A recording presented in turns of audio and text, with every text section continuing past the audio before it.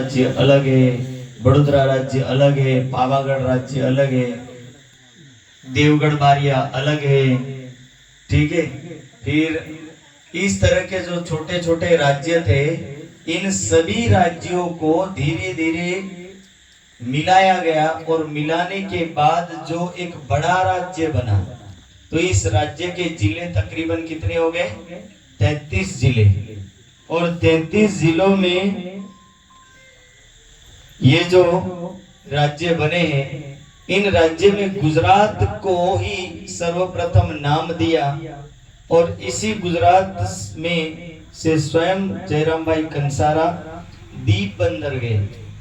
दीप बंदर में जाने के बाद जयराम भाई कंसारा को श्री जी साहब मिलते हैं। जब वहां पर जयराम भाई कंसारा की हालत देखी, वर्षों से सुंदर साथ है लेकिन आदत वेशी की कोई परिवर्तन नहीं, कोई बदलाव नहीं, कोई भक्ति लाइन नहीं, बस तारतम लिया, उसके बाद कभी लौट के मंदिर ही नहीं गए। यानी ना नवतनपुरी आए, ना सदगुरु महाराज के अंतर ध्यान की लीला हुई उसमें पधारे, ना किसी कार्यक्रम में पधारे, ना किसी में पधारे। यानी वर्षों व्यतीत हो गए, जयराम भाई कंसारा घर से लौट के गए नहीं। और श्री जी साहब इतने सालों के बाद मिले, जयराम भाई कंसारा को पूछने लगे, हो जयराम भाई कंसारा, दुनिया में ऐसी तो कौन सी बला है जिनको लेने के बाद बोले ये घर से आप थोड़ा 10 दिन के लिए बाहर नहीं निकल सकते? जयराम भाई कंसारा कहते, ये जो धंधा है, ये जो बिजनेस है मेरा बर्तन बनाने का, ये बर्तन बनाने के बिजनेस को छोड़ करके मैं कैसे जा सकता हूँ?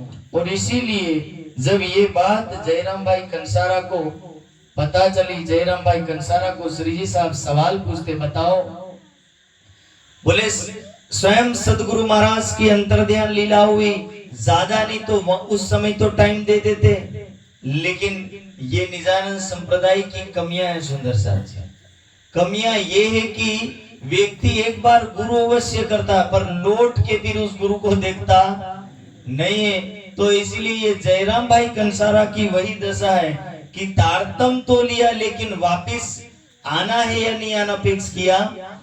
अब धाम धनी श्री राज्य महाराज उनके घर पर पधारे और पधारने के बाद जयराम भाई कंसारा को बहुत सारी बातें बताई और बताने के साथ साथ कहा, यो वचन खंडनी के श्री जी कहे बेसुमार। अनेक बातें बताई और अनेक बातें कहने के बाद वो जयराम भाई कंसारा परम धाम से जब ब्रह्म सृष्टि आने वाली थी, आप भी बोले साथ में थे और मूल मिलावे में बैठकर बोले आपने भी वादा किया था और हमने भी वादा किया था कि मैं सोऊं तो तुम जगाना और तुम सो तो मैं जगाना। तो मैं जगाऊंगा। तो बोले ये वादा यहाँ आकर के कैसे भूल गए? आपने तो परम धाम में वादा किया था कि हे धाम धनी आपके संदेश को हम नहीं भूलेंगे, नहीं छोड़ेंगे। पर आप तो संदेश भी मिला, ज्ञान भी मिला और मिलने के बाद आप जैसे के तैसे हो गए। इसीलिए तो राज्य ने कहा था, मैं रूह अपनी भेजूंगा भेक लेशी तुम माफक, कि मैं अपनी आत्माएं इस दुनिया के अंदर भेजूंगा और तुम्हारे जैसा भेष लेगा, तुम्हारे जैसा रूप लेगा। और रूप लेने के बाद बोले मैं संदेश भी भेजूंगा। और संदेश भेजने के बाद राजी कह रहे कि सुन सुन तुम रोईसी पर होश ना आवे कोई, कि मेरी बातों को सुनोगे लेकिन तुम उस पर अडिग रह पाओगे नहीं। जब तक आसन के सामने बैठे रहोगे तब तक बोले तुम्हें उस पर विश्वास होगा, और जैसे ही आसन से हट जाओगे तुम्हारा विश्वास पूरा हो जाएगा, खत्म हो जाएगा। इस तरह के अनेक खंडनी के वचन कहे और अनेक खंडनी के वचन करने के बाद अब करे कबलो कासा कुटोगे कबलो हथौड़ा हैरान, कि कहने लगे हो जयराम भाई कंसारा कब तक बोले इन बर्तनों को टिकते रहोगे? धीरे धीरे टिकते टिकते टाइम पूरा हो जाएगा और तुम दुनिया को छोड़ करके विदा होकर के चले जाओगे, पर तुम्हारी बर्तन बनाने की इच्छा कभी पूर्ण होने वाली नहीं है। ये स्वाभाविक है। जयराम भाई कंसारा तो एक पात्र है, वो तो एक माध्यम है। लेकिन राज्य किसको कह रहे? संपूर्ण ब्रह्म सृष्टि को बता रहे हैं कि भाई एक जयराम भाई कंसारा अपने घर के बर्तन 10 दिन तक बनाना छोड़ता नहीं है। तो बोले हमारी भी वो दशा है कि घर में क्या गांव में भी सत्संग होगा ना तो भी व्यक्ति छोड़ के आएगा। ये बता जयराम भाई कंसारा ना भाई से अलग नहीं, क्योंकि यही जब आप कोई बात बताओगे आना सत्संग में तो क्या बोलते, मैं कैसे आ सकता हूं। 10 बहाने आ जाए तो समझ लेना कि ये किनकी कौम के जयराम भाई कंसारा के। तो जयराम भाई कंसारा ये बहाने मारते हैं। दाम धनी कहते हैं कि भाई तपो ना तप्तम वयमय तप्ता, कि हे जयराम भाई कंसारा इस दुनिया में बोले केवल इस लोभ रूपी तप में तपता तपता इंसान खुद तप जाता है और उस तप रूपी भट्टी में भस्म होकर के खत्म होकर के मर के चला जाता है, लेकिन आज तक बोले किसी की इच्छा पूर्ण हुई नहीं। तृष्णा ना जीर्णा वयमेव जीर्णा, कि आज तक बोले इच्छा बूढ़ी कभी नहीं हुई पर इंसान अवश्य बूढ़ा होता है। और इसी प्रकार बोले कालो ना याद तो वयमेव आता, कि समय नहीं जाता पर इंसान चला जाता है। तो यही समझाते जयराम भाई कंसारा को कि जयराम भाई कंसारा सावधान हो जाओ, कब लोग घर में बैठोगा आई सिर पर कयामत। अब कहने लगे कि कब तक घर में बैठे रहोगे, तुम्हारे सिर पर बाल सफेद हो गए। बाल सफेद होने के साथ साथ बोले धीरे धीरे मृत्यु तुम्हारे सिर पर तांडव करने लगी और अब आप मृत्यु को समझ नहीं पा रहे हो। मृत्यु स्वयं घर पर आ गई और मृत्यु आने के बाद भी बोले आप नहीं समझ पा रहे हो। तो ये कयामत सिर पर आने का मतलब क्या है कि अक्षरातीत का संदेश कि एक उम्र पड़ाव जो होता है वो 50 साल तक जाता है और 50 से 51 शुरू हो जाए तो वो रिटर्न होता है, ऊपर नहीं चढ़ता। इसका पारा केवल 50 तक ही जाता है और 50 के बाद ये क्या होता है, नीचे की ओर गिरता है। और नीचे की ओर गिरने को क्या बोला कि ये इसकी कीमत घटना, इसकी उम्र घटना, और यही उम्र इसकी घटती जा रही है। तो उसी उम्र को कह रहे कि सिर पर कयामत का आना, यानी ये कयामत तुम्हारे सिर पर आ गई, ये मृत्यु ही तुम्हारा स्वागत कर रही है और तुम बोले इस दुनिया से निकलना नहीं चाहते हो। कब तक इस दुनिया में पड़े रहोगे? ये दुनिया तुम्हें आज अच्छी लग रही, लेकिन जिस दिन तुम्हारा बुढ़ापा आएगा तब बच्चे भी तुम्हें हाथ में लाठी बाटली माटली यानी खाटली ये 3 पकड़ा देगा और पीते रहना बाटली और माटली का पानी पीते रहना और खाटली में पड़े रहना। यही तो जीवन है, उसके अलावा कोई जीवन नहीं है। यदि वृद्ध व्यक्ति कहीं बाहर कहीं बाजार जाना है तो बच्चे क्या बोलते हैं, एक तो दिखता नहीं, चला जाता नहीं, बाजार में जाके क्या करेगा। भले करोड़पति आदमी लेकिन चला नहीं जाए तो बच्चे भी ले जाना चाहते हैं नहीं है। फिर व्यक्ति की प्रधानमंत्री भी यदि बूढ़ा हो गया ना और घर वाले उसकी भी कीमत करते नहीं है। तो ये सामान्य भी इंसान की जिंदगी है, इसलिए बाटली माटली खाटली के चक्कर में ना रहे, थोड़े सावधान हो और जीवन को आध्यात्मिकता की ओर मोड़े।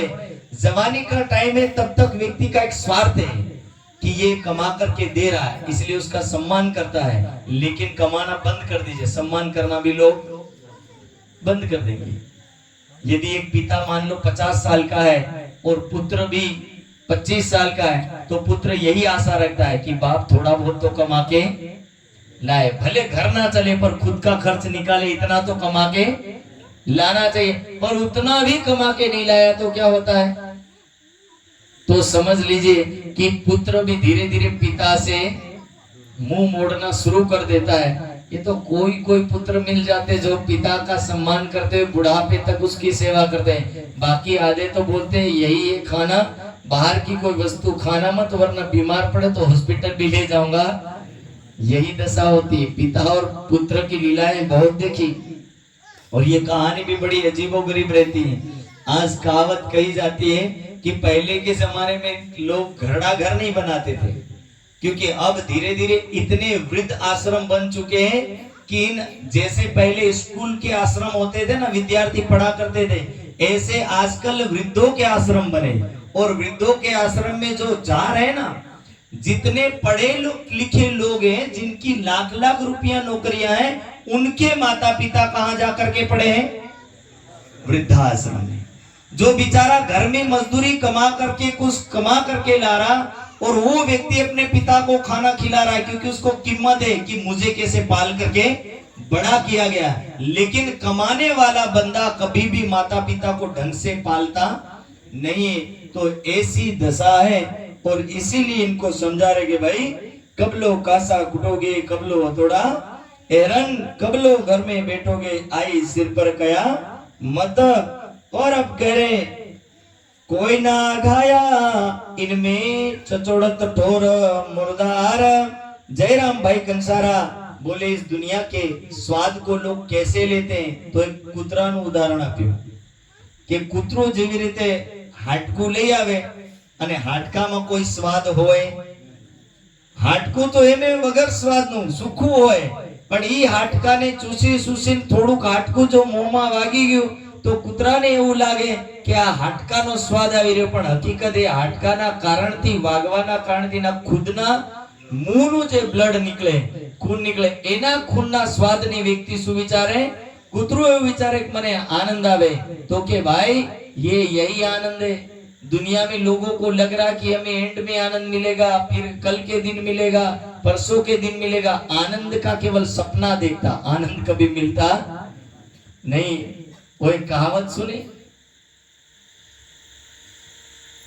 नसरुद्दीन ने एक कहावत, एक सपना देखा, एक बकरी लाया, जिसके बाद उसने दूसरा सपना देखा, 1 से 2 करूंगा, फिर 2 से 3 करूंगा, 3 से 4 करूंगा, 10 बकरियां बेच करके फिर एक गाय खरीदूंगा, 1 गाय से 2 गाय, 2 गाय से 3 गाय, ऐसे करते बोले 10 गाय, और इस तरह में धीरे धीरे महाधनी बन जाऊंगा। ये सब किसका सपना था? नसरुद्दीन का। तो इस तरह के जो दिवातले यानी दिन में सपने देखने वाली बात है कि ऐसे सपने ना देखे।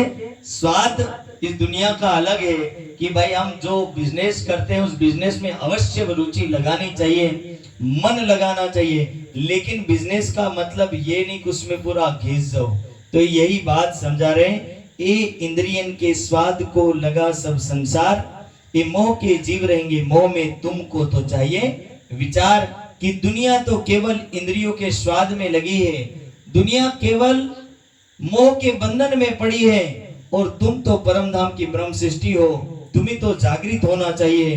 इस तरह के शब्द जब श्री जी साहब ने समझाए तो ये वचन सुन के रोया भूल मानी अपनी सब कि देव। अरे जयराम भाई कंसारा स्वयं इस बात को समझ जाता है, और समझने के बाद भूल मानता है और कहता है मुझसे कसू ना हुआ, करो धिक्कार आपको तब। कि तब उनके मन में आया कि मेरे ऊपर धिक्कार है कि मैं परमात्मा की भक्ति नहीं कर सका, और स्वयं अपने ही मोह और लोभ के बंधन में पड़ा रहा, संसार की सारी संपत्ति को इकट्ठा करता रहा, लेकिन ये संपत्ति मेरे कुछ काम आने वाली नहीं है। एक दौड़ होती है कमाने की भी और सब करने की, पर एक टाइम जाता ना, फिर उसके बाद वो धीरे धीरे समाप्त हो जाता है। और यही दौड़ सिकंदर के दिमाग में चढ़ी थी। सिकंदर सोचा था कि मैं पूरे वर्ल्ड को, पूरे संसार को अपने अधीन कर लूंगा। जब हिंदुस्तान आया तो एक सन्यासी से मुलाकात हुई। एक चमड़ा होता है जो डिसबैलेंस वाला, एक तरफ ऊंचा और एक तरफ नीचा। तो सन्यासी उस चमड़े के ऊपर बैठा था, तो सिकंदर उसको रास्ते से हटाता और बोले हट, तेरे जैसे ऐसे ढोंगी लोग बहुत देखे। तो सन्यासी कहता सिकंदर तुझे ये बात समझ भी नहीं आई, इसके ऊपर खड़ा होकर के देख, तुझे सब समझ में आएगा। सिकंदर चमड़े के एक कोने पर खड़ा होता है तो दूसरी तरफ का ऊंचा होता है, फिर दूसरे कोने पर खड़ा होता है तो दूसरी तरफ का ऊंचा होता है। ये बात सिकंदर समझ नहीं पाया। तब उस सन्यासी से पूछता है कि इसका राज क्या है? तो बोले तू इस कोने में अपनी जीत हासिल करेगा ना, दूसरे कोने वाला तेरी हार मनाएगा, क्योंकि वहां वो तेरे राज्य को फिर से छीन लेगा, और यहाँ जीत के जाएगा, यहाँ वाले फिर से उठेंगे और फिर से तेरा राज्य को छीन लेगा, तू सदा हारा ही रहेगा, जीता जाएगा नहीं। और सिकंदर जब ये लास्ट में जब पूरे भारत को तो नहीं जीत पाया, लेकिन लौट करके जाने लगा। तो जाते जाते सिकंदर ने एंड समय में जिस राज्य पर चढ़ाई किया, उस राज्य में इसको जहरीला बाण लगा। और जहरीला बाण वो लगा जो कहावत कही जाती, उस बाण में जो जहर लगा था उसका इलाज पूरे संसार में नहीं था। और वो जो जहर लगने के कारण से ये सिकंदर उस जहरीले बाण को लेके गया और अपने ही देश में, जिस देश से आया था उस देश में जाकर के उसका इलाज करवाने लगा। तो वहां के वैद्यों ने मना कर दिया कि इस जहर की कोई दवाई नहीं है। और उन्होंने जब ये बात कही तो सिकंदर कहने लगा कि इसका कोई दुष्परिणाम, तो दुष्परिणाम यही है कि जब जब ये जहर जल्दी फैलेगा उतना ही तेरे जीवन के पल कुछ कम होते चले जाएंगे। तो बोले कितने दिन तक? तो लगता है कि 4 दिन में तू मर जाएगा। क्या बोला? 4 दिन में तू मर जाएगा। सिकंदर बोला कि मैं पूरे संसार की जितनी कमाई हुई संपत्ति सब दे दूंगा, जितने महंगे डॉक्टर हैं वर्ल्ड के उन सबको बुला लो, पर किसी तरह मेरी जान बचाओ। सिकंदर को वैद्य कहने लगे दुनिया के कोई भी डॉक्टर आ जाए, यहाँ जितने महंगे उतने कहीं मिलेंगे भी नहीं और इसका इलाज भी कोई कर पाएगा नहीं। 4 वैद्य वही बैठे रहे। वो सिकंदर कहने लगा भाई जब मैं मर जाऊं ना तो कंधा तुम दे देना, बोले कि दुनिया को ये तो पता चले। लेकिन संपत्ति इसके हाथ में आई नहीं। संपत्ति जहां है वे वहां रह गई और सिकंदर एक भी कण लेके जा सका। दोनों हाथ खुले करवाए और शमशान यात्रा निकली।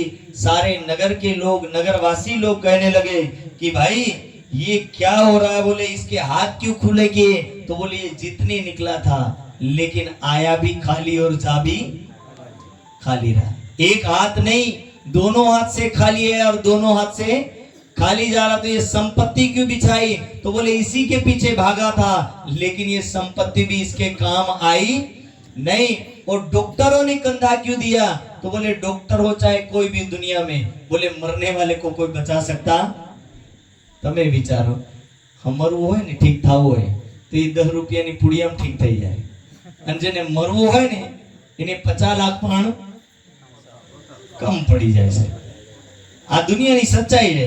બાકી લોકો કે અરે મેં એટલા રૂપિયા નાખ્યા એટલે મરી ગયો। ભાઈ જેને નહીં મરવું હોય ને એ ગમે ત્યાંથી બચીને આવશે, અને જેને મરવું હોય એ તમે 50 લાખ નાખો કે કરોડ નાખો, એ મરે એટલે મરે, મરે ને મરે। એ સ્વાભાવિક વસ્તુ છે। કરોડ રૂપિયા હતી નહીં, મૃત્યુ હતી, લેવું દેવું છે। અને મૃત્યુ આવે એટલે કોઈને પૂછીને આવતી નથી, અને રૂપિયા ઉપર બીકેલી વસ્તુ નથી કે 50 લાખ નાખીશું પાછી ફરી જાય। એ 50 લાખ નાખે તો હજાર જોર કરે કે એનામાં કેટલો દમ છે, હજુ થોડું કષ્ટ હાલતી જાવ। એટલે ની કષ્ટ ઝેલવું હોય ને તો પણ એ કષ્ટ ઝેલતો ઝેલતો જાય। अधिकतर देखो गरीब इंसान मरे ने એ કમ પીડિત થઈને મરે। કેમ? કારણ કે એને ખબર કે વધારે રૂપિયા ખર્ચ કરવા, કારણ કે એ કમમાં ખાતો પીતો મરી જાય। અને રૂપિયા વાળો માણસ હોસ્પિટલમાં દવાઈ ખાતો ખાતો મરે, ઇન્જેક્શન ખાતો ખાતો મરે। એ જિંદગી ભર કમસે કમ 510 વર્ષ સુધી પીડિત થઈ થઈને મરે। અને આપણી વાળા હોય તો 1-2 વર્ષમાં ભલે મરે પણ વધારે ટેન્શન લઈને મરે। એટલે આ સુખી મૃત્યુ કહેવાય। 10 સાલ ઇન્જેક્શનો ને દવાઈ ખાવ એની કરતા 1 સાલ બરોબર ભોજન ખાઈને મરવું એ મને સરળ લાગ્યું। એટલે આ દુનિયાની સચ્ચાઈ છે સાહેબ। અને ये बात जयराम भाई कंसारा ने समझावे कि इन इंद्रियों को लगे सब संसार, लगा सब संसार, ये मोह के जीव रहेंगे मोह में, तुमको तो चाहिए विचार। ना जानी हम निस्बत ना कछु भाई पहचान, ना तो हम ऐसा क्यों करे जो कछु होय होत बोय होती ईमान। जयराम भाई कंसारा कहने लगे कि मैंने तो अपने संबंध और निस्बत को भी भुला दिया, लेकिन अब मुझे अपना संबंध याद आता है। और उस संबंध की याद करने के बाद श्री जी साहब ब्रज और रास का उदाहरण देते हैं, रास और ब्रज की चर्चा सुनाते हैं। और इस तरह यहाँ पर 1722 के अंदर श्री साहब रुकते हैं। धीरे धीरे यहाँ कई लोग सत्संग सुनने आते हैं और उस सत्संग में ढेरों के ढेर लोग आने लगे। और उसकी वजह से यहाँ के प्रसंग का वर्णन किया है कि कथा वाचन के आसन सो हुए दुश्मन, कि अनेक लोगों की भीड़ आने के कारण से जितने भी कथाकार थे वो सब परेशान थे। इसीलिए परेशान थे, क्योंकि ना जाने बोले कैसा संत आया है। जब भी चर्चा सुनाता है तो सारे के सारे श्रोता बोले सुनने वाले उनकी सभा में जाकर के बैठे रहते। जब ये बात कथा वालों को अच्छी नहीं लगी तो उन लोगों ने एक चुगलखोर खड़ा किया जो बादशाह को फरियाद कर सके, और उस चुगलखोर को पैसा दे करके तैयार किया। तैयार करने के बाद ये चुगलखोर चुगली लेकर के राजा के दरबार में जाने लगा। तो राजा के दरबार में जब जाने लगा तो जबराइल शक्ति ने सोचा कि ये यदि वहां पहुंच गया तो इसका नुकसान होगा और सुंदर साथ को कष्ट होगा। तब जबराइल शक्ति ने हुबहू उसके मित्र जैसा रूप धारण किया और स्वयं राज दरबार में जाकर के खड़ा हो गया और कहने लगा, मित्र कहाँ जा रहे हो? तो बोले मैं राजा को फरियाद करने जा रहा हूँ। कैसी फरियाद? तो बोले यहाँ कोई कथावाचक कोई प्रवचन करता आया है जो सबकी निंदा करता है। तब उन्होंने पूछा, तब उन्होंने कही ते निंदा सुनी अपने कान। कहने लगे कि हे भाई, क्या तूने अपने कानों से सुना कि वो निंदा करते हैं? तो चुगलखोर करने लगा कि मैंने तो अपने कानों से नहीं सुना। फिर पूछा कि तुम कही कहूं की कहत हो, कि या तो तुम किसी की कही हुई बता रहे हो या तुमने अपने कानों से सुना है। तब उन्होंने कही मोसो नहीं उन साध पहचान, मैं निंदा कानों भी ना सुनी कहीं कहो और की जान। कहने लगे ना मैं कानों से सुना हूं और ना ही उस साधु को आंखों से देखा हूं, दोनों ही मैंने नहीं किया है। और मैं तो किसी के कहने पर केवल पैसा लेकर के चुगली करने जा रहा हूं। तब उस मित्र ने बोला कि देख, तू जिसके बारे में चुगली करने जा रहा है वो सामान्य संत नहीं है। यदि उसको थोड़ा भी कष्ट हो गया तो समझ लीजिए कि उसकी कृपा दृष्टि के बदले में बद्दुआ दृष्टि लग गई। तो बोले तेरा घर पूरा का पूरा उजड़ जाएगा। उसको डर बैठा दिया। उसको डर बिठाने के बाद वो भी कहने लगा, मैं क्यों जाऊं, मैं फरियाद नहीं करता हूं, पैसा तो मिल ही गया है काम करने का। अब पैसा लौटाने वाला कारण के બધું કાળું ધન કહેવાય છે। બોલો શ્રી પ્રાણનાથ। ઘણા અધિકારી લઈને નોકરી નહીં લાગે પછી કે ઈ પૈસા મળે હળે, કારણ કે એમને ખબર આલવા વાળો પણ પરેશાન અને લેવા વાળો પણ પરેશાન। આ વચ્ચેના વ્યક્તિ कभी कभी वो समझौता करवाने वाले बीच वाले व्यक्ति होते, पता है, वो बिचौलिया, दो पक्ष को समझौता करवाते, भाई तेरा मैं करवा दूंगा और उसका भी, और दोनों से लेते, एक को भी छोड़ते। 50,000 का काम होगा तो क्या बोलेगा, उन लोगों ने 60 मांगा, और सामने वाले बंदे को क्या बोलेगा, वो 40 देना चाहता है। जेब में कितना डालेगा, 20 खिस्से में डालेगा। 20 डालने के बाद फिर क्या बोलेगा, अब हमारी दलाली भी दे दो। समझ लो, दलाली भी लेगा तो कितना डबल गुना लेगा कि नहीं लेगा। तो यही बात कह रहे हैं कि ये जो दलाल टाइप के होते हैं, हाँ काम हो जाएगा, पैसा दे दे, तो ले लिया और कहने लगा मैं क्यों जाऊं, मेरी मर्जी, करूं चाहे बोल दूंगा, मैंने तो फरियाद कर दी, बादशाह ने पकड़ा, ये मेरी थोड़ी भूल है। तो इसीलिए ये ऐसे ही लोग हैं। और उनको समझा रहे कि वो जब गए तो सुंदर साथ का ईमान डगमगा गया। बहुत सारे सुंदर साथ बादशाह से डरे और डर के मारे कुछ सुंदर साथ तो सत्संग सुनने के लिए भी नहीं आए, कुछ घर में ही रह गए, कुछ लोग घर गांव छोड़ करके चले गए, कुछ लोग शहर छोड़ करके चले गए, और कुछ लोग पहाड़ों में जाकर के रुके। और इस तरह पूरा मंच खाली हो गया। केवल जयराम भाई कंसारा के घर के 5-6 लोग बच गए, और 5-6 लोग बचे। श्री जी साहब समझ गए कि इतनी झुंड में से केवल जो संख्या है वो केवल कितनी है, 5। इसलिए तो वाणी में कहा, ना जाने इस झुंड में कौन सुहागिन होए, कि यदि बोले हजारों का झुंड होगा उसमें 5 योग्य मिलेंगे, बाकी सब योग्य नहीं मिलेंगे, सब ऐसे बेईमानदार लोग मिलेंगे।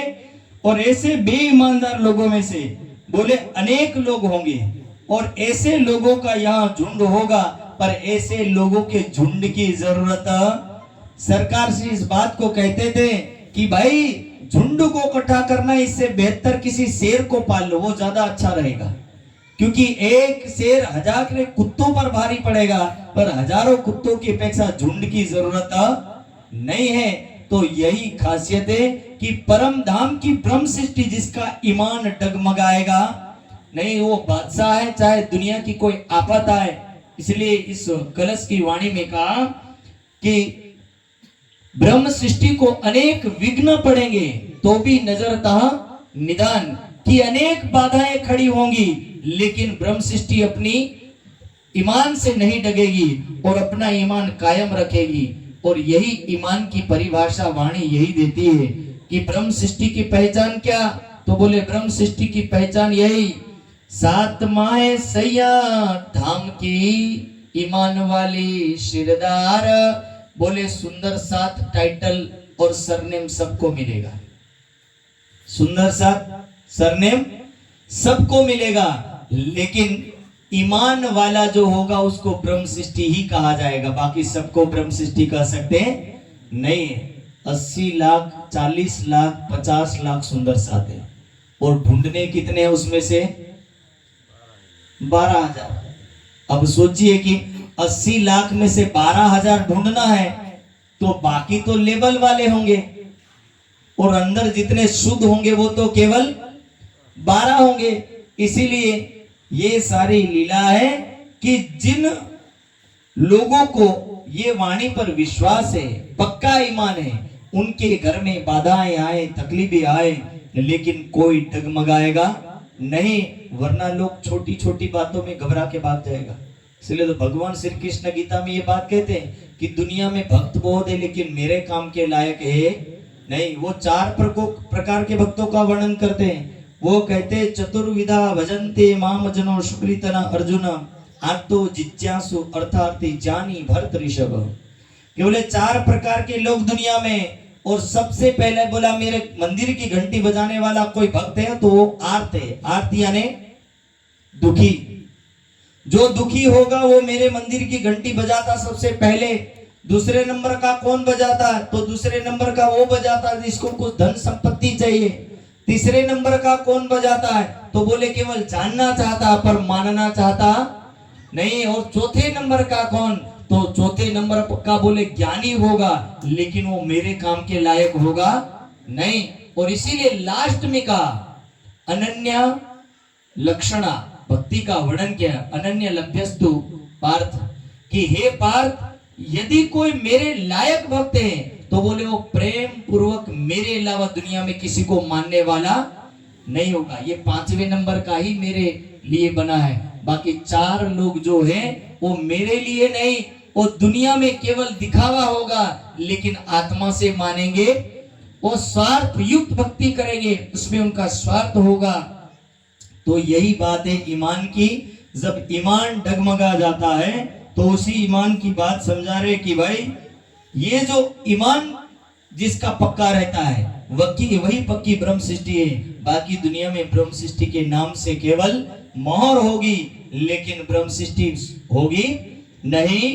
तो इस तरह का यहाँ का दीप बंदर का प्रसंग होता है, और दीप बंदर के प्रसंग के बाद श्री जी साहब यहाँ से चल देते हैं ठट्ठा नगर, और ठट्ठा नगर से बीच में कई गांव आते हैं, जिसमें नबी, पोरबंदर, पाटन और कपैया अनेक जगह होती है, लाठी बंदर वगैरह। यहाँ से होते होते स्वयं ठट्ठा नगर पहुंचते हैं। दीप बंदर में एक घटना और होती है, जिस घटना का ये कारण कारज बनता है कि अरब के लोगों ने छापा मार किया, और उसमें कई सुंदर साथ और बायजुरास बंदी बना लिए जाते हैं। श्री जी साहब कहते कि मुझे उनको ढूंढने जाना है, और यहाँ से श्री साहब चले जाते हैं ठट्ठा नगर। और ठट्ठा नगर में जब समुद्र किनारे उतरे तो समुद्र किनारे एक भाई मिला, जिसका नाम क्या है, विश्वनाथ भट्ट मिले आए देवे के दुकान। विश्वनाथ भट्ट करके एक सुंदर साथ है, और देव भाई की दुकान पर आए हुए थे। उन्होंने श्री जी साहब के साथ मुलाकात की, और मुलाकात करने के बाद श्री जी साहब को कहा कि आप हमारे साथ चलिए। फिर नाथा जोशी, बंदन भाई, जिंदादास माली, ये सभी सुंदर साध श्री जी साहब से मुलाकात करते हैं। धीरे धीरे सत्संग प्रवचन ठट्टा नगर में भी शुरू होता है। और जब ठट्टा नगर में प्रवचन शुरू हुआ तो यहाँ एक संत रहते जिसका नाम है चिंतामणि जी महाराज।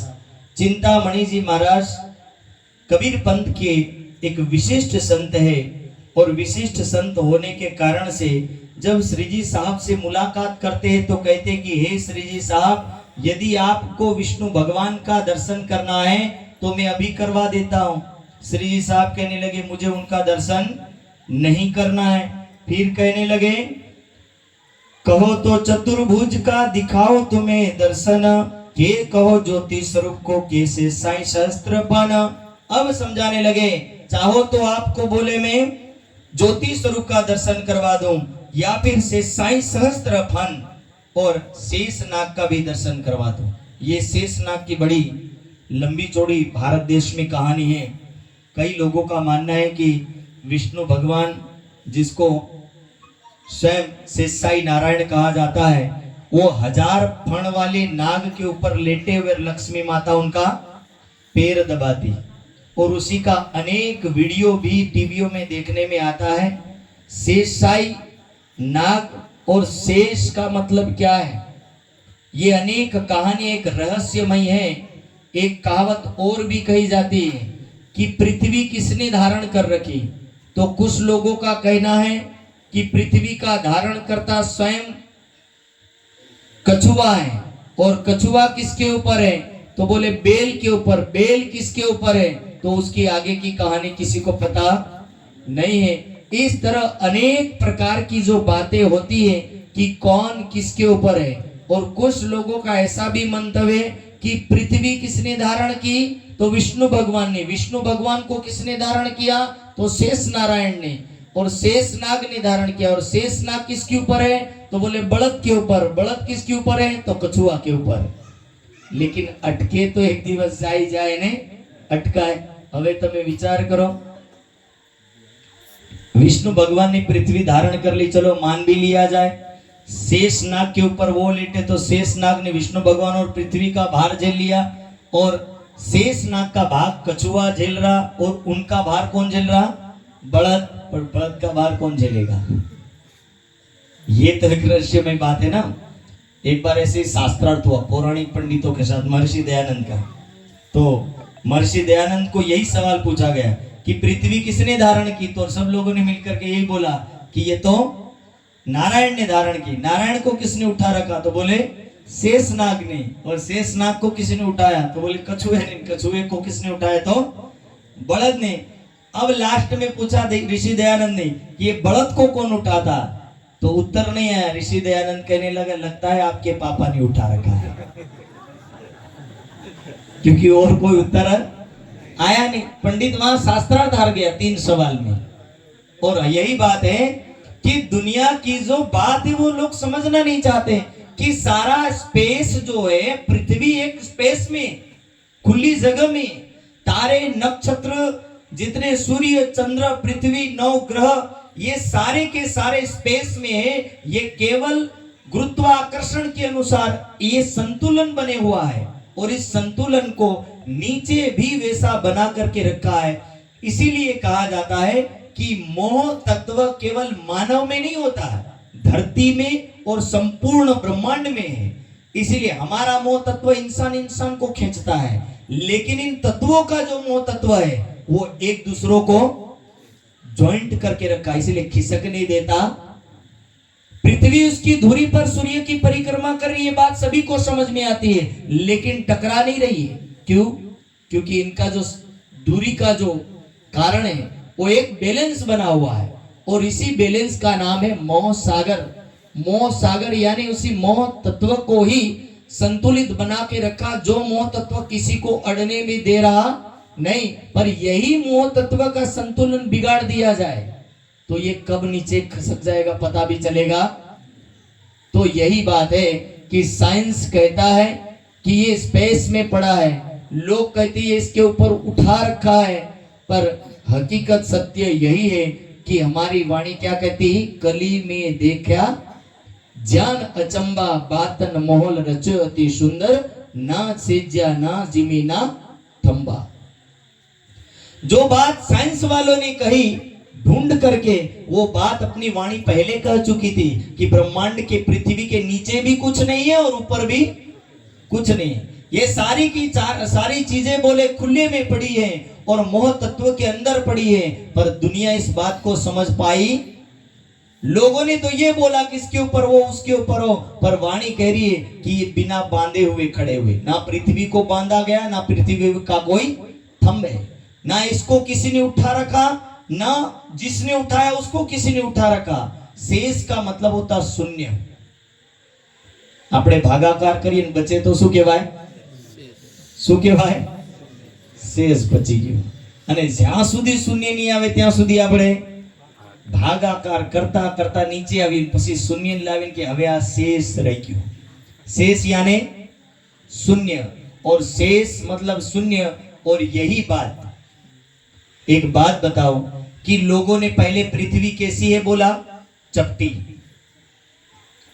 पृथ्वी को कैसे वर्णन किया कि चपटी है, फिर बाद में धीरे धीरे पता कैसे चला पृथ्वी गोल है।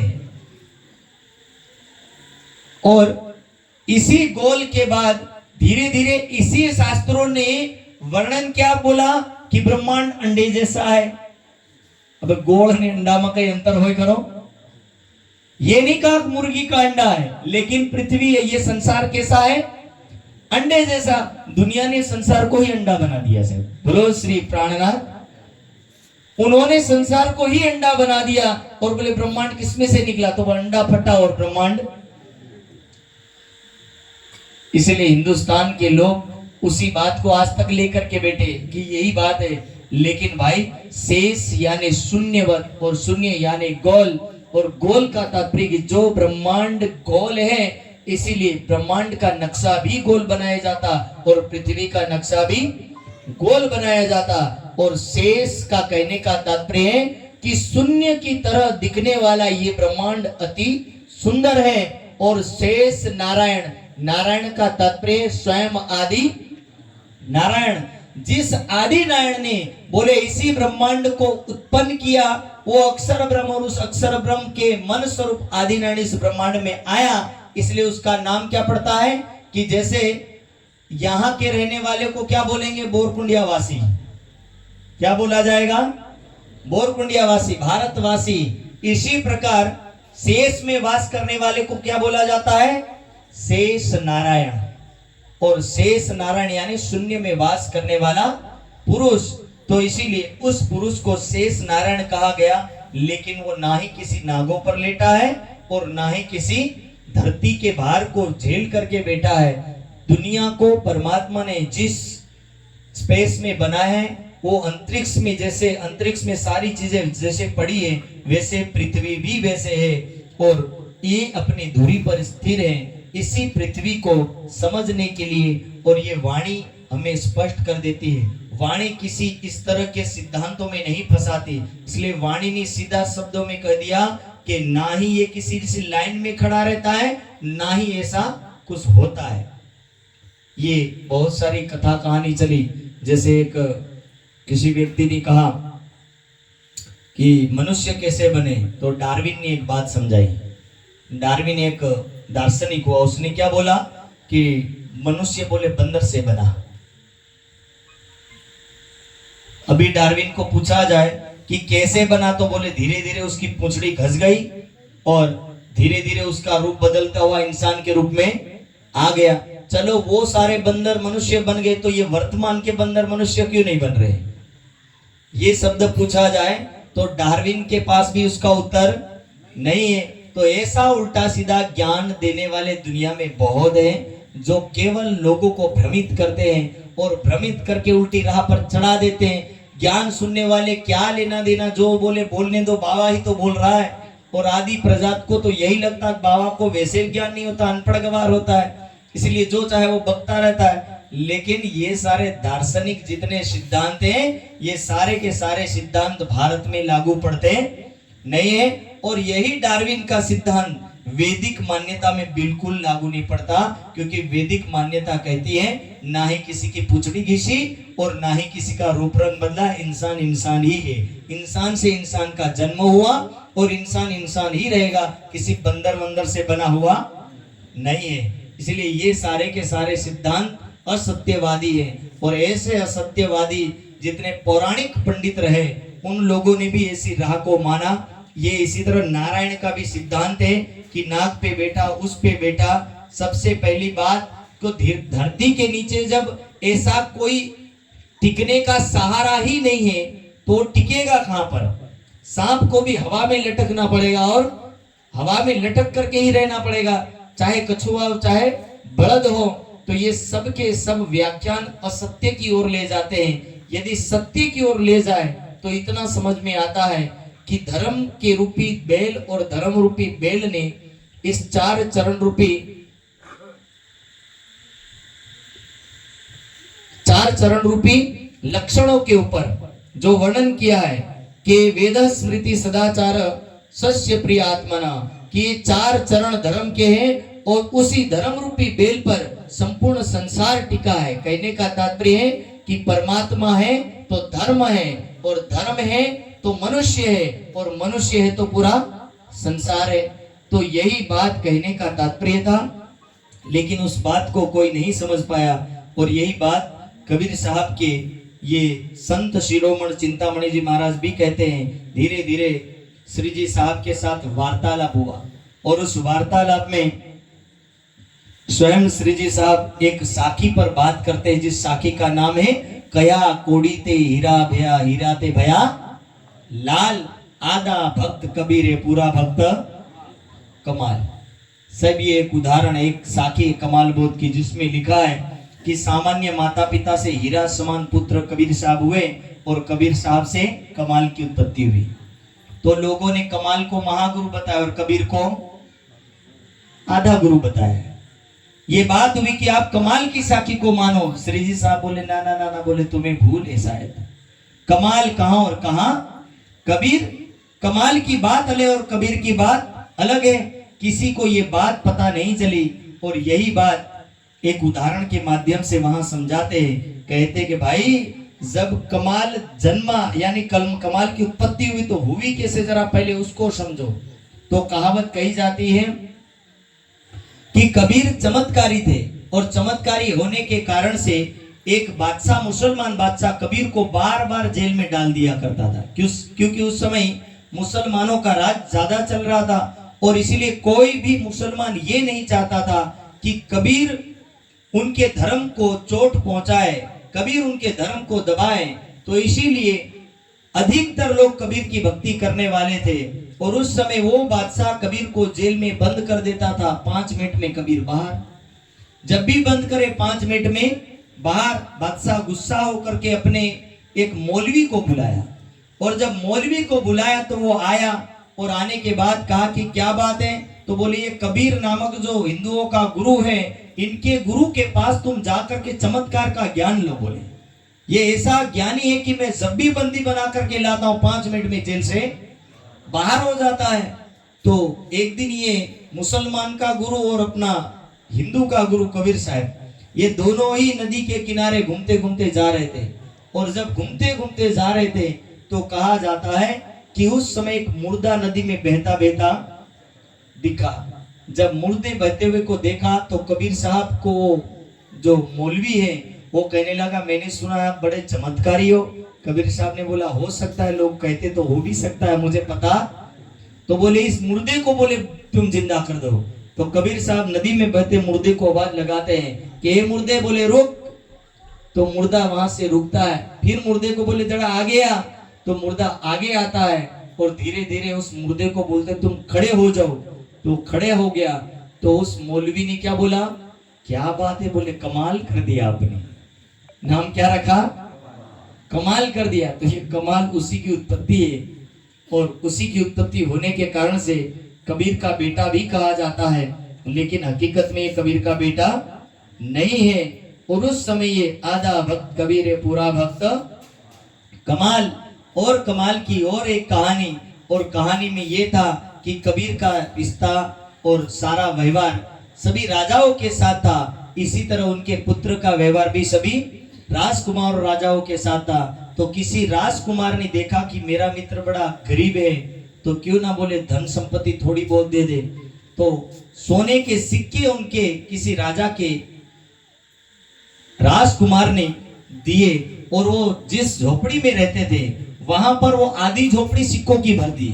जब आधी झोपड़ी सिक्कों की भर दी, शाम के समय में कबीर साहब जब घर पधारे तो आकर के देखा कि पूरा का पूरा सोने से जगमगा रहा झोपड़ी। तो कबीर साहब बाहर खड़े होकर के कहने लगे, ओ भाई कमाल, या तो ये माया रहेगी या मैं रहूंगा। तो कमाल कहने लगा, पिताजी बोले ये भी रहेगा और आप भी रह लो, दोनों साथ में रह लो। कबीर साहब कहने लगे, या ये रहे या मैं रहूं, दोनों में से एक को चुनाव कर दो, एक साथ रह सकते नहीं है। तो पूरी रात बहस हुई, और रात भर जब बहस हुई तो रात बहस होने के बाद सवारे 6 वागे कमाल उठा और तगारू लઈને બધા રૂપિયા બહાર નાખવા લાગ્યા। અને બહાર નાખવા લાગ્યા એટલે લોકો શું કહેવા લાગ્યા, અરે રે રે રે બોલો देखो કબીર બોલે આખો દન કમાઈ કમાઈ રૂપિયા ભેગા કરે અને આ કમાલ કેવો નિર્મોહી માણસ કે આ તો તગારા ભરી ભરીને રૂપિયા નાખી રહ્યો। એટલે સમાજે તે દિવસથી નામ શું પાડ્યું, કમાલપુરા ભક્ત और कबीर आधा भक्त। इसलिए दुनिया सच्चाई को देख पाई, दुनिया ने पैसा देखा, इसलिए कमाल को क्या टाइटल दे दी, पूरा भक्त है। और कबीर कमाता है इसलिए उसको बेचारे को ये पैसे उसी ने कमाए, पर हकीकत कबीर ने कमाए नहीं थे। और जब कबीर ने नहीं कमाए तो ये बात वहां समझाई श्री जी साहब ने कि कबीर बोले माया को चाहता नहीं था और कमाल माया को चाहता था, इसलिए माया का पूरा भक्त कमाल है और कबीर शरीर के कारण माया का आधा भक्त है। अब यहाँ पर एक कबीर के साखी पर एक बात होती है, और जिस साखी का नाम है, एक पलक ते गंगजो निकसी हो गई 14 पानी के, उसका एक वर्णन आया। कबीर साहब ने कहा एक पलक ते गंगजो निकसी हो गई 14 पानी। एक पलक का तात्पर्य है, थोड़ा विषय जटिल जाएगा। परम धाम के अंदर जब राज्य महाराज ब्रह्म सृष्टियों को खेल दिखाने के लिए जो मन में इच्छा धारण करते हैं, और वो इच्छा को क्या बोला, महाकारण। और उस महाकारण को इन्होंने क्या बोला, एक गंग। और वो जो हो गई 14 पानी, वही पानी 2 पर्वत ढांपे दरिया लहर समानी। 2 पर्वत यानी सत अंग स्वयं अक्षर ब्रह्म और आनंद अंग स्वयं श्यामा महारानी, इन दोनों को पहाड़ की उपमा दी, डूंगर की उपमा दी। और ये दोनों बोले पर्वत के समान है, दरिया लहर समानी। और जब सारी ब्रह्म सृष्टियों को ये ज्ञान मिला, अरे ये इच्छा प्राप्त हुई, तो बोले संपूर्ण ब्रह्म सृष्टि क्या हो गई, दरिया के समान। जैसे कोई दरिया के अंदर डूब जाता है, इसी तरह बोले इस इच्छा रूपी पानी में सब डूबे। और उसके बाद इस दुनिया में खेल को देखने आए, तो उन सखियों के लिए ज्ञान अवतरित हुआ। तो ज्ञान कौन लेकर के आया, तो कह रहे उड़ मक्खी तरवर पर चढ़ बेटी बोलत अमृत बानी, कि उस परमात्मा की आवेश शक्ति इस दुनिया में उस ज्ञान को लेकर के आई। और उस शक्ति ने यहाँ पर दुनिया के अंदर आवेश शक्ति ने ब्रह्म ज्ञान दिया। और उस ब्रह्म ज्ञान देने के बाद उस शक्ति का इस दुनिया में कोई मालिक नहीं हुआ, इसलिए उस शक्ति के बारे में बता गया, वह मक्खी का मक्का नहीं, कि उस शक्ति का दुनिया में कोई मालिक नहीं है। तो इस तरह एक वर्णन किया। फिर एक अगला वर्णन है, बिन पानी गर्भानी 3 गर्भे तुन गुंजाए वह तो पुरुष अकेला। और बोले प्रकृति का सिद्धांत है कि प्रकृति जब लय को प्राप्त होती है तो योग माया के ब्रह्मांड में उसका बीज सो जाता है, लेकिन परम धाम में वो जा सकती नहीं है। इसीलिए 3 गुणों रूपी गर्भ को धारण करने वाली प्रकृति 3 गुण और 5 तत्व से इसका सर्जन शुरू होता है। और सर्जन शुरू होने के बाद धीरे धीरे बोले ये पूरे संसार के रूप में फैलती है। और उसी संसार को बनाने वाला पुरुष स्वयं अक्षर ब्रह्म, और उससे परे जो पुरुष है स्वयं वो पर ब्रह्म। बोले वह तो पुरुष अकेला, कि उस पर ब्रह्म को जानना बहुत कठिन है। इस तरह से कबीर साहब के साथ बात हुई। कबीर साहब कह रहे, कहे कबीर या पद को बूझे सो सदगुरु हम चेला कि इस बात को जो समझाएगा वो मेरा सदगुरु और मैं उसका शिष्य। जब ये बात कबीर साहब को कही तो कबीर साहब अरे चिंतामणि जो को कही तो चिंतामणि जी महाराज इस बात को सुन तो लेते हैं, और सुनने के बाद अब धीरे धीरे श्री जी साहब उनके आश्रम से लौट आते हैं, वापिस नाथा जोशी के यहाँ प्रवचन करते हैं। और चिंतामणि जी को जो ज्ञान का दीपक जला था, पूरे बाजार में खोजते खोजते ढूंढते ढूंढते नाथा जोशी के घर पर पधारे। एक दिन प्रवचन सुना, 2 दिन प्रवचन सुना, और 2-3 दिन के प्रवचन के बाद जब देखा कि हर सुंदर साहब का नाम लेकर के खंडनी किया जा रहा है, तो कबीर साहब के जो ये संत है चिंतामणि जी महाराज क्या कहते हैं, एकांत में ले जाकर के श्री जी साहब को कहते हैं, एकांत मोसो कहो चानो तेसी खंडनी, पर मेरे सेवकों के में शर्म राखो जान अपनी। कि हे श्री जी साहब, आप मुझे एकांत में बिठा करके कुछ भी बोलो, पर सबके सामने मेरे लिए एक भी शब्द बोलना मत। श्री जी साहब कहने लगे चिंता मत करो, बोले मैं आपको बताऊंगा पर आपकी बात किसी को पता चलेगी। और अब श्री जी साहब एक प्रकरण यहाँ धाम धनी उतारते, और उस प्रकरण में जो भाव है वो सुनो रे, सत्य के बंजारे एक बात कहूं समझाए। और उसी प्रकरण के अंदर का, ओ सत्य के व्यापारियों, बोले तुम सत्य की खोज में निकले हो, जरा ध्यान के साथ सुनना, तुम छोड़ो रे ज्ञान गुमान। क्या बोला, इस ज्ञान के गुमान को और अभिमान को छोड़ दो। और उसको छोड़ने के बाद अगले चरण में कहा, एक आग जो छोटी बुझाई त्यों दूजी मोटी लगाई। के बोले दुनिया में घर गृहस्थी को छोड़ना सरल है, परिवार को छोड़ना सरल है, क्योंकि परिवार झंझट लगता है, लेकिन बोले जिस दिन तुम इस शिष्य रूपी माया को छोड़ दोगे तो उस दिन तुम सच्चे संत कहे जाओगे। इसलिए इतना याद रखिए कि संसार को छोड़ करके कोई भी निकल जाता, लेकिन धर्म के आश्रमों को कोई जल्दी छोड़ता, क्योंकि उसको छोड़ना उसके लिए भारी। और कोई शिष्य बन गया, ये कहावत से कि कुतरू पण बीजा कुतरा ने बीजी गली ना कुतरा ना आवा दे। तो विचार करो कि एक कुत्ता दूसरी फलिए का कुत्ता यदि उस फलिए में आ जाए तो सारे कुत्ते मिलकर के उसके ऊपर दौड़ पड़ते हैं। अब आप विचारो कि जब बोले दुनिया में एक गुरु जिस शिष्यों को समझा बुझा करके अपने चरणों में रख रहा, और उसी जगह पर कोई दूसरा गुरु आ जाए तो पहला गुरु क्या करेगा, आज थी तो मैं हमारा शिष्य नहीं, वो छोड़ देगा।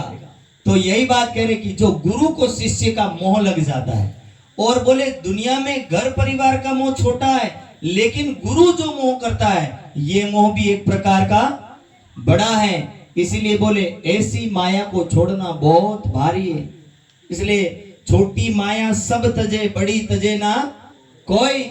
कि छोटी छोटी को कोई भी घर गृहस्थी वाले संसार को छोड़ करके भागना तो कोई भी कर लेगा, लेकिन जो ऐसी माया पाले चढ़ेगी तो बोले इन्हें कोई छोड़ ही सके नहीं। और ये भी माया तो क्या करे, ये धीरे धीरे बोले इंसान को डुबो देती है। इसीलिए तो ये बात आनंद जब एक बार बुद्ध के साथ गया तो एक सांप मरेलो पड़े, मरेला सांप ने हजारों कीड़ियों खाए, तो आनंद थी रहा नहीं गया, और आनंद ने बोला कि हे भगवान ये बताओ कि ये इतने सांप को कीड़ियां इतनी खा क्यों रही, चिट्टियां खा क्यों रही। तो बोले ये चिट्टियां पूर्व जन्म में सांप की शिष्याएं थी। क्या बोला, ये शिष्याएं थी। तो बोले ये सांप कौन है, तो बोले ये इनका गुरु है। बोले ये गुरु मरा तो सांप के रूप में जन्म लिया, और ये चिट्टियों का जो रूप लेकर के आए ये इनके सारे के सारे शिष्य। तो बोले काट क्यों रहे, तो बोले पहले गुरु ने इनके जेबे काटी, अब ये इनको काट रहे। तो यही लीला है कि जब दुनिया डूबती है ना तो सबको लेकर के, खाली अकेले डूबती नहीं। इसीलिए तो शास्त्र लोगों ने कहा, कवियों ने कहा, गुरु लोभी चेला लालची दोनों खेले दांव, बेट पत्थर की नाव भवसागर उतरे। गुरु भी उसके लायक और शिष्य भी उसके, दोनों एक ही कौम के हो जाते हैं। मैं कई बार इस उदाहरण को सुनाता हूं, जिससे मुझे प्रसंग आगे बढ़ाना है, इसलिए बाहरी उदाहरण ज्यादा नहीं ले सकता। पर यही दुनिया है कि यदि गुरु चमत्कारी है तो हजारों शिष्यों की भीड़ मिलेगी, और गुरु चमत्कार नहीं कहता, अरे बाबा कहीं न था उतरिए बादल उसको कोई अपनाएगा नहीं। पर जब कोई ऐसा गुरु मिल गया कि भाई तू आ जाना, कल मैं तेरा काम कर दूंगा, बस धीरे धीरे चिपता मुड़ता जैसे भी चला जाएगा। फिर लाल धागे बंधवाओ चाहे पीले धागे बंधवाओ, पर बंधवाओ अवश्य। अब तो कुछ बाबा सावधान हो गए, अब तो समझने लगे कि यदि बोले धागा दोरा करते रहे ना तो एक दिन ये शिष्य हमें पूजा पाठ में आना बंद कर देंगे। इसलिए कुछ लोगों ने बोला ये ढोंगे दतेंगे। यदि यही बात पहले कहते थे हिंदुस्तान बर्बाद नहीं होता से। बोलो श्री प्राणनाथ। ये हिंदू समाज कहाँ बर्बाद हो रहा, इसी चीज के पीछे ही पड़ा है।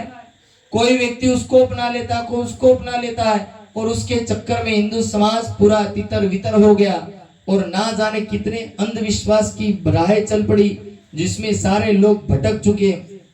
और यही बात इनको समझा रहे कि आटी आन के फांसी लगाई वो भी उल्टी दई उल्टाई, कि ओ भाई ऐसी फांसी लगाई तूने, सामान्य माया को छोड़ करके बड़ी फांसी ऐसी लगाई कि तू शिष्यों को नहीं छोड़ सकता और शिष्य तुझे नहीं छोड़ सकते। इसलिए दोनों ही बोले डूबोगे, कोई तुम्हें उतारने वाला नहीं है। ज्ञान सच्चा मिल जाए, लेकिन गुरु लागे कहा मने छोड़ी जता रे नो ज्ञान ने હું લઉં તો મારે પણ થોડુંક નીચું બેવું પડે। એટલે ગુરુ પણ જ્ઞાન ને માર્ગ ને છોડે ને, શિષ્ય જેની રાહ પર ચડાવી રાખે ને ચડાવી રાખે, बाकी उतरवा दे।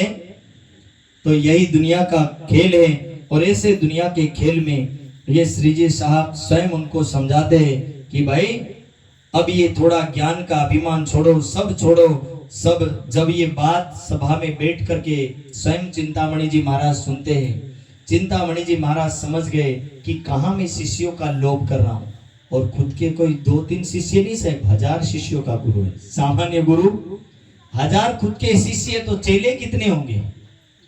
सोचो कि जिनके भक्त कितने होंगे, 1000 तो केवल उनके आश्रम में पड़े रहते खा पी करके, तो बाकी उनकी मंडली तो बहुत बड़ी होगी। तो इसीलिए चिंतामणि जी महाराज बीच में खड़े होकर के कहने लगे, ओ धामधनी, इस अहंकार रूपी काले कुत्ते को ज्ञान रूपी लाठी से आप मार दो, और अब मेरे अंदर ज्ञान के दीपक को जलाओ ताकि मेरी आत्मा जागृत हो। तब श्री जी साहब उनको परम धाम का ज्ञान देते हैं, और परम धाम का ज्ञान देने के बाद स्वयं क्या कहते हैं, तब श्री जी ये सरानिया शाबाश चिंतामण।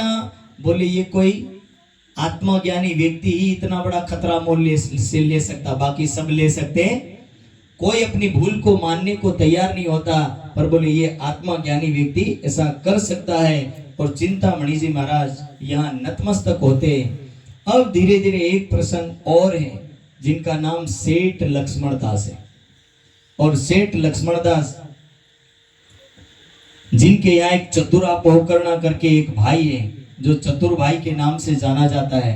सुबह सुबह उनके घर पर दूध देने जाते हैं, और जब दूध देने जाते हैं तो रोज भागवत सुन करके आते हैं, और जब भागवत सुन करके आते हैं तो एक दिन चतुर भाई को लगा कि मुझे कुछ सवाल पूछने चाहिए। तो सवाल पूछा, बताओ महाराज। बोले जब भगवान श्री कृष्ण ने बांसुरी बजाई तो कहा गया कि ब्रज की सारी गोपियां शरीर छोड़ करके भाग गई। तो बोले बात सत्य है। वो सखियां जब शरीर छोड़ करके भागी, और भागने के बाद इनका शरीर दुनिया में रह गया, और भागवत में ऐसा उल्लेख नहीं कि उनके शरीर को शमशान घाट में ले जाया गया, उनको जलाया गया। तो बोले इतने सारे शरीर को ब्रजवासियों ने क्या किया। अब तो ये तो कथाकार को भी पूछ दो तो घबरा जाएगा, क्योंकि उसके शरीर को क्या किया किसी को पता। फिर दूसरा सवाल पूछा, बताओ महाराज, अखंड रजनी रास जो आज भी निरंतर चल रही है, और जिस समय से चल रही है उस समय से अभी भी ठंडी पड़ी नहीं है, तो जो गोपियां गई हैं वो वहां गई वो कौन सी है, मर गई वो कौन सी है। और उसके बाद सुना कि रजनी रास की गोपियां लौट के नहीं आई, और ब्रजवासी मंडल में, ब्रज के मंडल में ब्रज की गोपियां अपने गोपों के साथ दूसरे दिन घर में सोई मिली।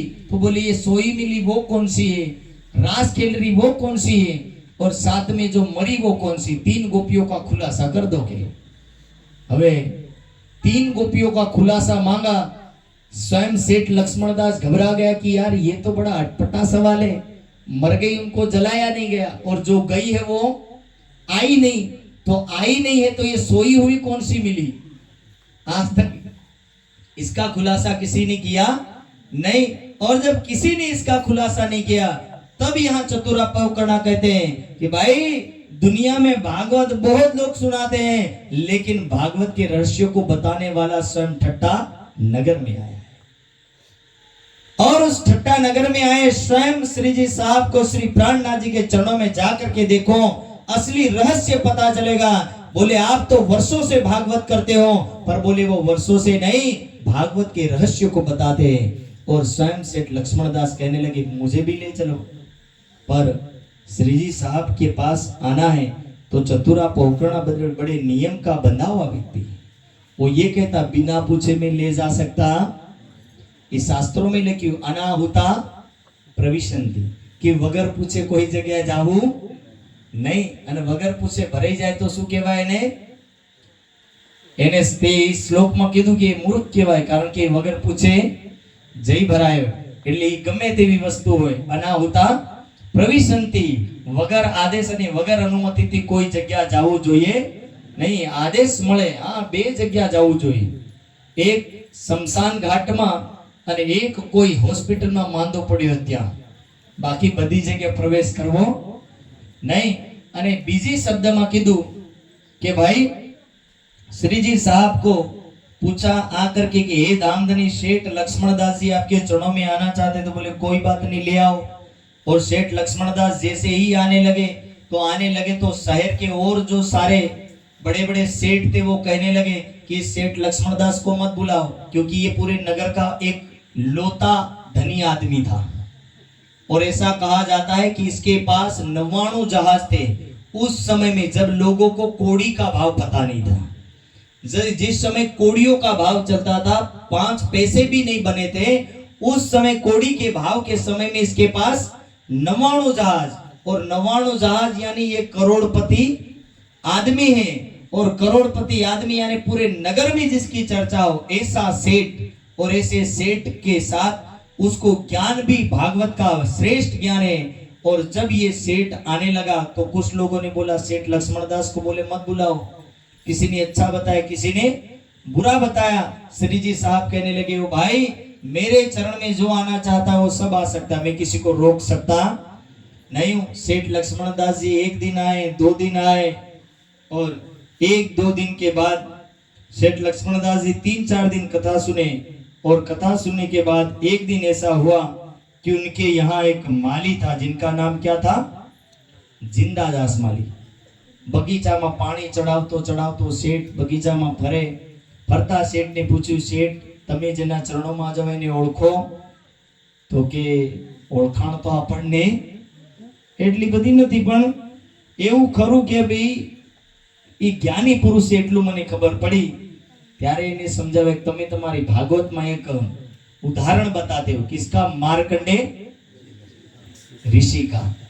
तो बोले क्या है उस मार्कंडे ऋषि का? वो तो सामान्य बात है ना सेठ बोले, वो एक रहस्य वाली बात है। कैसी बात है?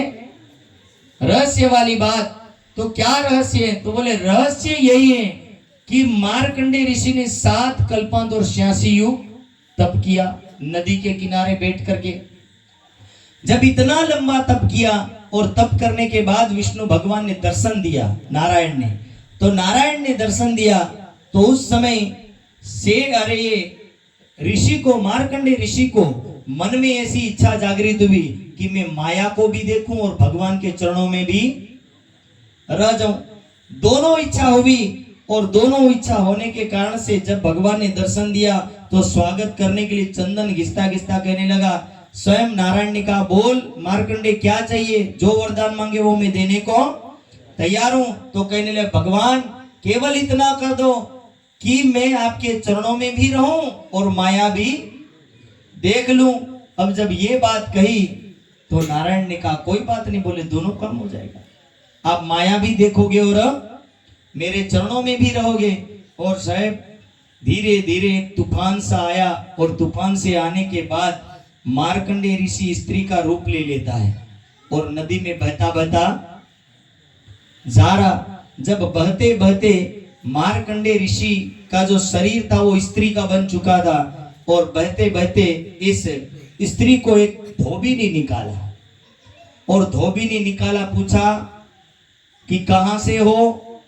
तो ये बहन बोली मुझे पता नहीं कहां से हूं। पिता कौन है? तो बोले ये भी पता नहीं। माता कौन है? ये भी पता नहीं। तो बोले तारू पण कोई नहीं, मारू पण आ बने મળીને शादी कर ली છે। અને शादी करी तो शादी करने के बाद 1-1.5 वर्ष में पहला बच्चा, 3-3.5 वर्ष में दूसरा बच्चा, और तीसरा बच्चा हुआ 5-6 वर्ष में। तब तक धोबन इन बच्चों के चक्कर में पूरी पीस रही थी। एक ने भोजन आपे तो दूसरू बीजू के मारे ઊંઘવું છે, એને ઊંઘાડવા જાય પેલું दूध पीवा वाળું એ રડે। એટલે ધોબણ બિચારી 3 છોકરાના કારણથી કઈ ઠેકાણા ખાવાના નહીં પડે અને બીજું કઈ કામ સૂજે नहीं। अब धोबी बेचारा पूरे दिन कपड़े धोता है, और धो करके शाम को थका मांदा आता है, सूखने के लिए कपड़े ले करके आता, पर धोबन कपड़ा सुखा सकती, क्योंकि बच्चों को संभाले, कपड़ों को संभाले। अब जब कपड़ों को सुखा नहीं सकती तो धोबी शाम को थका मांदा आ करके आखो दिन कपड़ा धोवे, हांजे धोबन नहीं धोवे बेचारा। 1-1.5 वर्ष अधी चाली, रोज मारपीट। धोबन के रोज मार खाई मरू ही नहीं करता, एक हाथे मरी जाओ उस मारे। अने धोबन मरवा माटे फांसो लगाड़ी लटकवा तैयार थई, એટલા में एक साधु आयो ने શું કે ओम भवती भिक्षाम दे के हे मां भिक्षा दे दो। धोबन के असली मुहूर्त मरवानु काढी, पण आ मरवा देवाना નથી। ધોબણ થોડાક રૂપિયા, થોડાક ઘઉં, 1-2 રોટલી, શાક, સબ્જી ને બધું લઈને આવે। મહારાજ લી જાઓ, બોલે જલ્દી જાઓ, મારું મરવાનું મુહૂર્ત નકળી રહ્યું। फिर ધોબી આ જાય, પાછું ધોવાનું ચાલુ થઈ જાય। એટલે ધોબણ બિચારી ધોબણ ધોવાય ના એટલે મરવા માટે તૈયાર થઈ। अब ये धीरे धीरे वो कहने लगा मैं तब तक किसी की दक्षिणा नहीं लेता जब तक अपनी कथा नहीं सुनाता। धोबण कह रही कि ले लो महाराज, मुझे आपकी कथा सुनने में कोई इंटरेस्ट नहीं है। ना बोले सांभळવું तो पड़े, संभळाया वगर हूँ कोईનું લેતો નથી, नहीं तो મને પાપ ચડેગે। એટલે ઈ સંભળાયા વગર જાતો નથી, ઓલી બેન સાંભળાયા વગર એનું મરવાનું મુહૂર્ત નીકળે।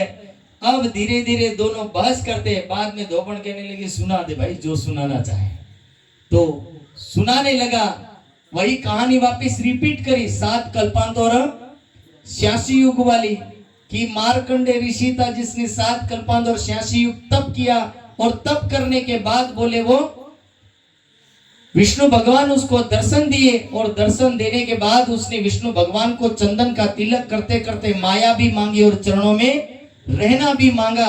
और वो बोले मार्कंडे ऋषि एक तूफान की चपेट में आया और धोबन बनकर के दुनिया में पधारा। ओली धोबन भाई कहने रहने रेवा दो तमे ई बीजी कोई नहीं, हूँ पोते छू, तमे वधारे कई माथाकूट करो। ई हवे मारो टाइम આવી ગયો, मैं मांगीन भूल कर दीधी। શું કે मांगीन ભૂલ कर દીધી, આ મારાથી ભૂલ થઈ, બોલે હવે હવે માયા માંગુ। એટલે આપણે પણ એવા જ છે। બોલો શ્રી પ્રાણનાથ। ઈ શેઠ લક્ષ્મણદાસ ને સમજાવ્યું। શેઠ લક્ષ્મણદાસ એ જે સાધુ આવ્યો ને પ્રાણનાથ નામનો, ઈ એવો સાધુ છે જેના ચરણોમાં બેહી અને પરમધામમાં આપણે શું માંગ્યું? આ દુનિયાનો નાશવાન ખેલ માંગ્યો। મૂળ મિલાવામાં રાજજી મહારાજના ચરણોમાં બેસી અને આપણે સૌ બ્રહ્મ સૃષ્ટિએ મળી અને રાજજી महाराज ने कही कि वो धामधनी ये दुनिया का खेल हमें बताओ, और उस खेल की मांग की हमने। राज्य ने बोला चिंता मत करो, चरणों में भी रहोगे और खेल भी देखोगे। इसीलिए जुदे जुदे घर कर बेटियां, जुदे जुदे भेष अनेक, बोले अनेक घर करके दुनिया में जाओगे। कोई बिचारो खुटा जा मान, कोई भोर कुंडिया मान, कोई पिपेर फड़िया मान, कोई घोड़ा मांडन, कोई दाऊद मान, कोई बाबरा मान, कोई बर्जर मान। आ बधा ધોબણનું રૂપ ન લીધું, બસ એટલું બાકી રહી ગયું। બાકી ધોવાઈએ તો આપણે પણ ખરા। બોલો શ્રી પ્રાણનાથ। આપણને ધોવા વાળો કોઈ નહીં, પણ માયા આપણને અવશ્ય ધોવે।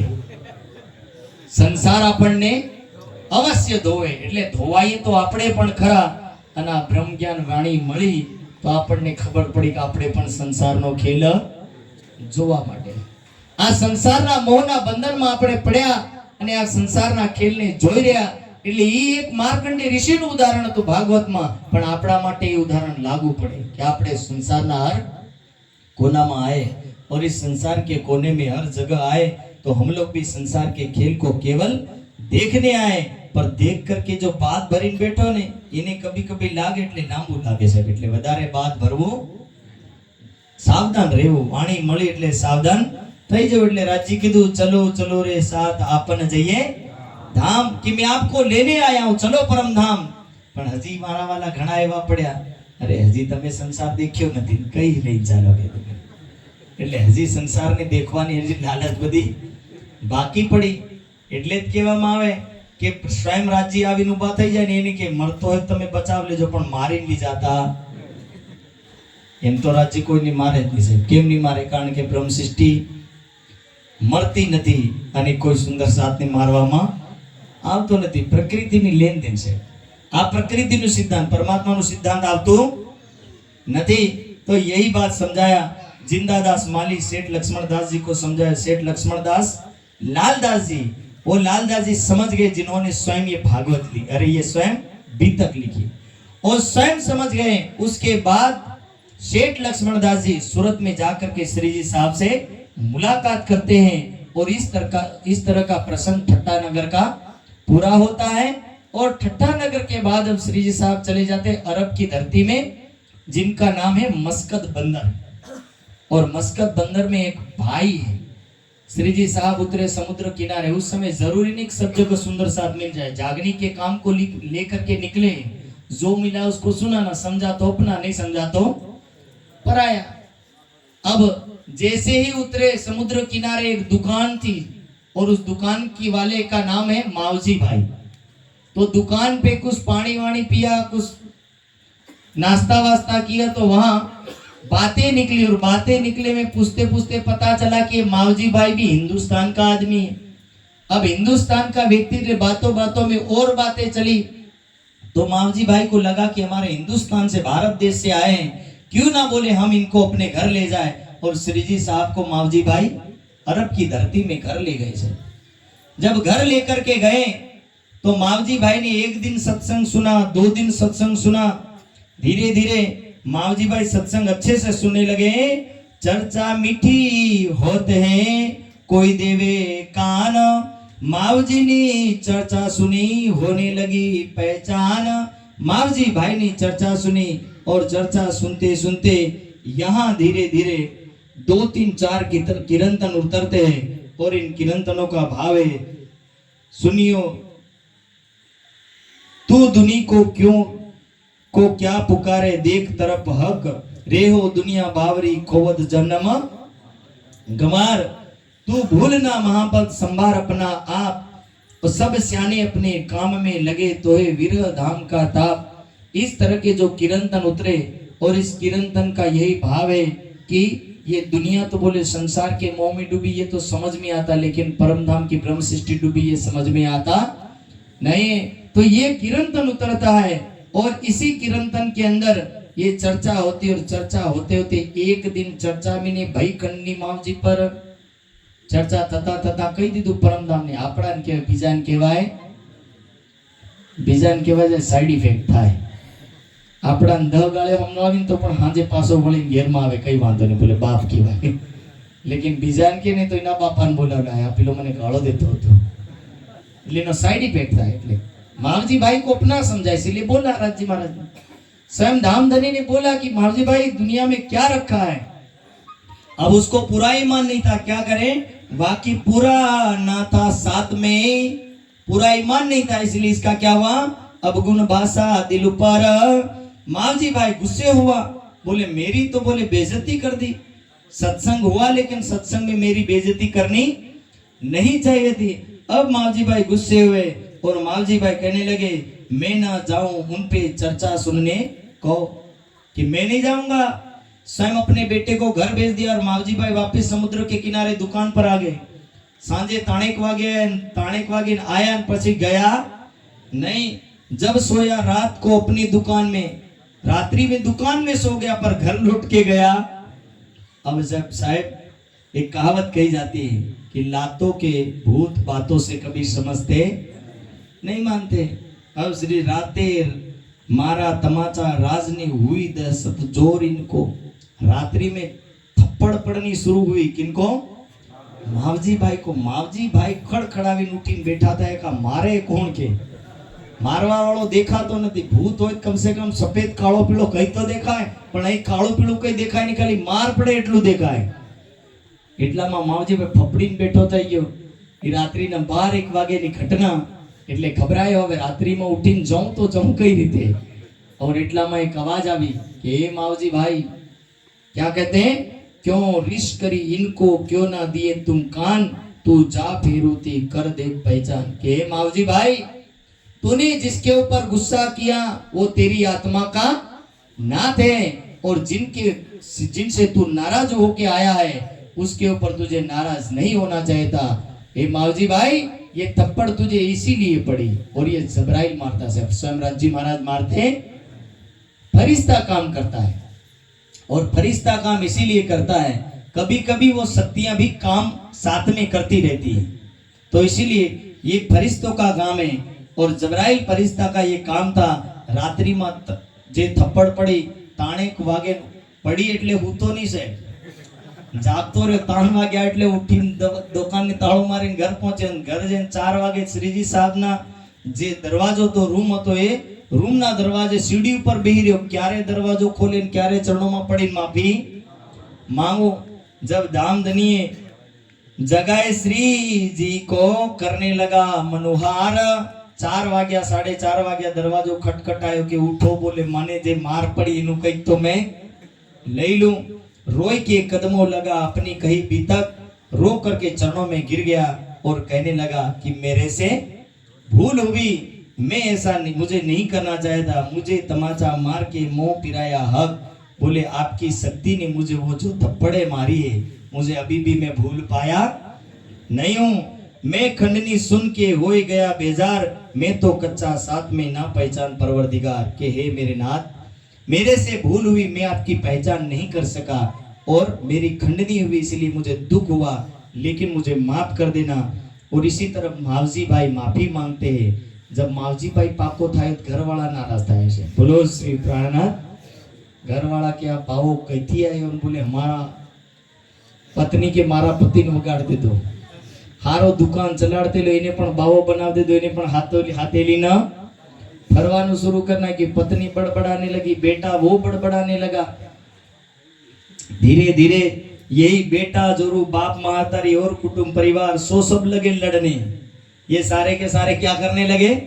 लड़ने। कि कैसा बोले ज्ञान दिया, ये जो सीधा साधा आदमी था वो साधु बन गया और धंधा छोड़ करके पूरे पूरे दिन सत्संग में बैठा रहता। ऐसा तो कौन सा ज्ञान है, हमें समझ में आता नहीं। और इनको क्या समझ में आए? पर ये बात सही है कि ब्रह्म ज्ञान केवल ब्रह्म सृष्टि को समझ में आवे, सबको आवेगा। वो एक मैंने पिछली बार एक उदाहरण बताया था पंजाबी वाला, पता है? 3 अट्ठे 2 बारियां, उदाहरण याद है ना? 3 अट्ठे 2 बारियां। वो उदाहरण इन्होंने ऐसा ही उदाहरण है कि भाई जब इस तरह की कहावत कही जाए तो ये समझ केवल उसी को आता और किसी को समझ में आता नहीं है।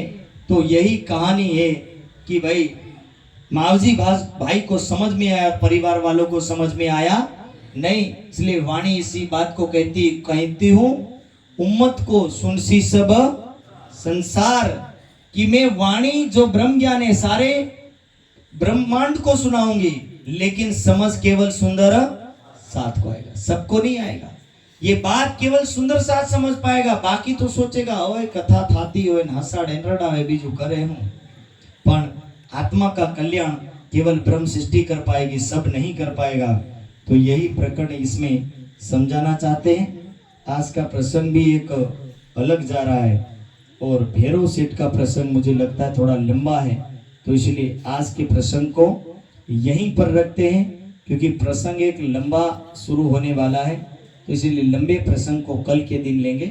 और कल के दिन अबासी बंदर का प्रसंग आएगा, जिस अबासी बंदर के प्रसंग में स्वयं श्री जी साहब अबासी बंदर जाते और यहाँ से सूरत खंबालिया होते हुए नलिये होते हुए सूरत जाएंगे। तो ये प्रसंग कल के दिन चलेगा। आज यही